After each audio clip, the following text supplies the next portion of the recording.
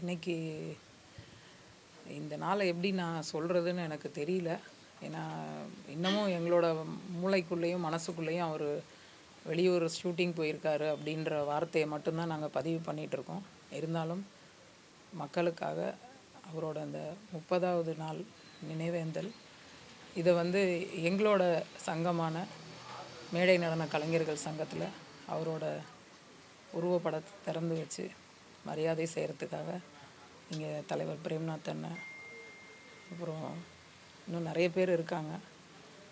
கண்டிப்பாக இந்த மேடையில் தான் அவரோட வாழ்க்கை ஸ்டார்ட் ஆனது, அதே மேடையில் தான் அவரோட வாழ்க்கையும் முடிஞ்சிருக்கு அப்படின்னு நிஜமாக அந்த வார்த்தையை நான் சொல்ல மாட்டேன். இன்னும் அவர் வாழ்ந்துகிட்டே தான் இருப்பார். ஒரு மேடை கலைஞர்களோட பர்ஃபாமன்ஸ்லேயும் ரோபோ பிரதிபலிப்பார். இந்த இடத்துல நாங்கள் நின்று இந்த விஷயத்தில் கலந்துக்கிறதுல எங்கள் குடும்பத்தினர் சார்பாக நன்றியை சொல்லிக்கிறேன். தேங்க்யூ.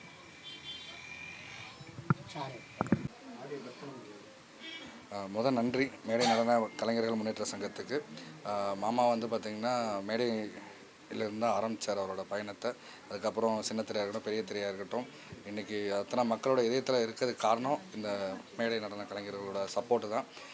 இதே பிரேம்நாத் அங்கிளாக இருக்கட்டும், அண்ணன் கிங்காங் அண்ணனாக இருக்கட்டும், இவங்க 2 பேர் பார்த்திங்கன்னா மாமா பிஹைண்டாக நிறைய விஷயத்தில் உதவியிருக்காங்க. அவரோட வளர்ச்சிக்கு பெரிய துணையாக இருந்திருக்காங்க. இன்றைக்கி இந்த இடத்துல மாமாக்காக படத்திறப்பு பண்ணுறது பார்த்திங்கன்னா என்ன சொல்கிறது, அவருக்கு ஒரு பெரிய விஷயம். ஏன்னா இந்த மேடை நடன கலைஞர்களுக்காக நிறையா விஷயத்தில் பார்த்திங்கன்னா முன்னுதாரணமாக இருந்திருக்காரு. நான் ஆல்ரெடி சொன்ன மாதிரி தான் 1 லட்சத்துக்கு மேற்பட்ட மேடைகள் ஏறின ஒரே கலைஞர் அவர் தான். அதே மாதிரி பார்த்திங்கன்னா பல்வேறு நாடுகளில் போய் பயணித்த ஒரு கலைஞர். ஸோ நிறைய சாதனைகள் பண்ணியிருக்காரு. ஒவ்வொரு விஷயம் பார்த்திங்கன்னா நம்ம இப்போ ஒவ்வொரு விஷயமா தெரிய வந்துட்டுருக்கு. அதுக்கு பின்னாடி உறுதுணையாக இருந்த அத்தனை பேருக்கு நன்றி. இன்றைக்கி இந்த விஷயம் பண்ண மேடை நடன முன்னேற்ற சங்கத்தினர் அனைவருக்குமே நன்றி, உறுப்பினர் அனைவருக்கும் நன்றி. எல்லாருக்கும் வணக்கம்.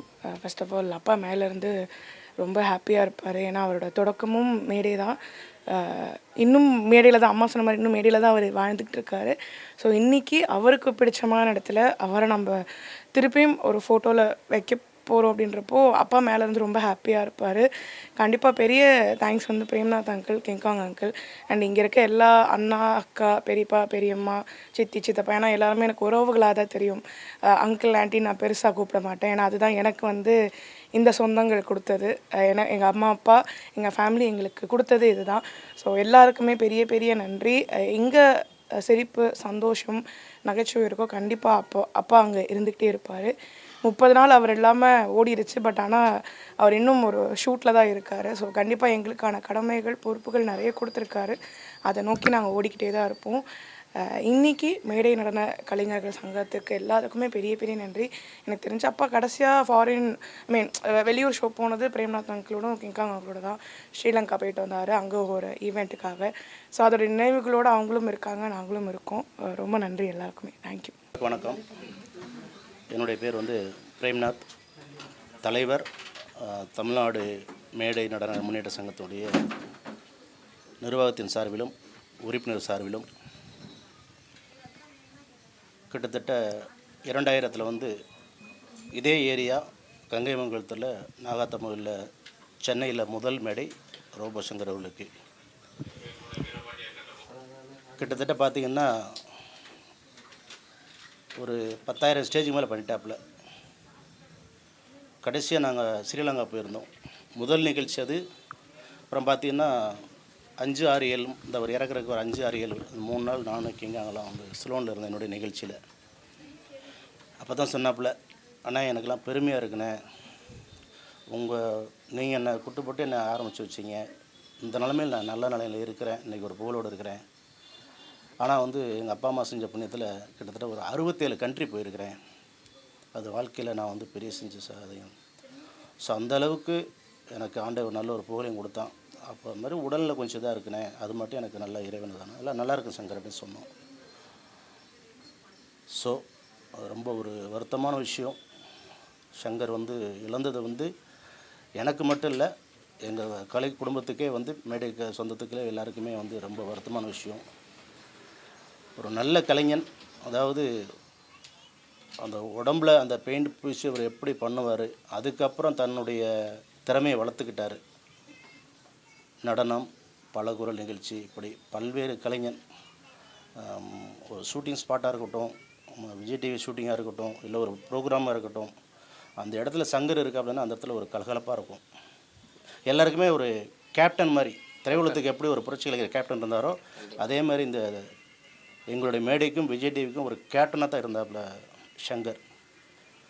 அதே இன்றைக்கி நாங்கள் எங்களுடைய சங்கத்தின் சார்பாக மறைந்தும் மறையாமலும் எங்களோடு என்றைக்கும் வாழ்ந்து கொண்டு இருக்கிற என் கூடப்பிரவா சகோதரன், என்னுடைய அன்பு தம்பி, என் குடும்பத்தில் ஒருத்தராக வாழ்ந்து இன்றைக்கி மறைந்திருக்கிறார். மறையவில்லை. சங்கரவர்களுக்கு புகழஞ்சலியாக இந்த 30 நாள் இன்று இறந்த இன்றைக்கோட 30 நாள், அந்த 30 நாளில் நாங்கள் வந்து எங்களுடைய சங்கத்தின் சார்பில், நிர்வாகத்தின் சார்பில் அவருடைய படத்தை திறந்து வைக்கிறோம். அவருக்கு பிடிச்ச அதே கேப்டனுக்கு பக்கத்திலே அவர் இருக்க போகிறார். நன்றி.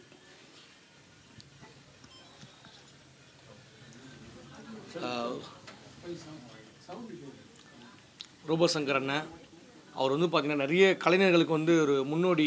அவரை பார்த்து கற்றுக்கிட்டு வந்தவங்க நிறைய பேர் இருக்காங்க.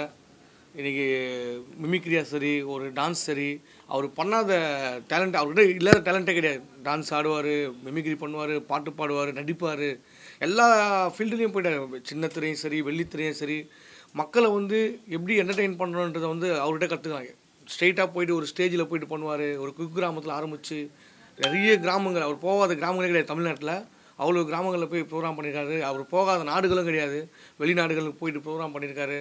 நேரடியாக மக்களை சந்தோஷப்படுத்துறது மட்டும் இல்லாமல் வெள்ளித்திரையிலையும் சினிமாலையும் நடித்து அதில் ஒரு பெரிய புகழ் பெற்றார். சின்ன திரையிலே ஒரு பெரிய புகழ் பெற்றார். ஸோ அவ்வளோ புகழை பெற்று மக்களை அவ்வளோ சந்தோஷப்படுத்தின ரோபோ சங்கர் அண்ணா இன்றைக்கி எங்கள் கூட இல்லை. அது ரொம்ப மிகப்பெரிய இழப்பு, ஒரு கலைஞர்களுக்கான இழப்பு அது.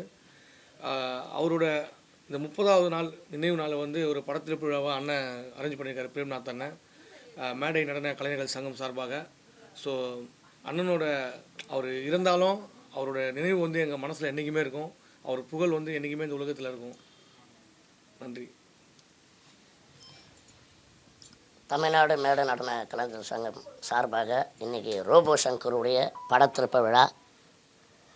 ரோபோ சங்கர் வந்து பார்த்திங்கன்னா, நான் சென்னையில் தான் ஒரு நிகழ்ச்சியில் அவரை பார்த்துட்டு அன்றைக்கி தான் சந்திக்கிறேன். ஆனால் இதுவும் ரொம்ப நாள் பழகின மாதிரியே ரொம்ப ஈஸியாக பழகக்கூடிய ஒரு நல்ல மனிதர். அப்போ தான் சொன்னார், இந்த மாதிரி வந்து நான் சென்னைக்கு வந்திருக்கேன் புதுசாக, எனக்கு இந்த லட்சுமி சுருதியில் நான் அவங்க கட்சியில் நான் வந்து ப்ரோக்ராம் பண்ணணும், நீங்கள் சொல்லி விடுங்கண்ணா அப்படின்ற மாதிரி சொன்னாப்புல.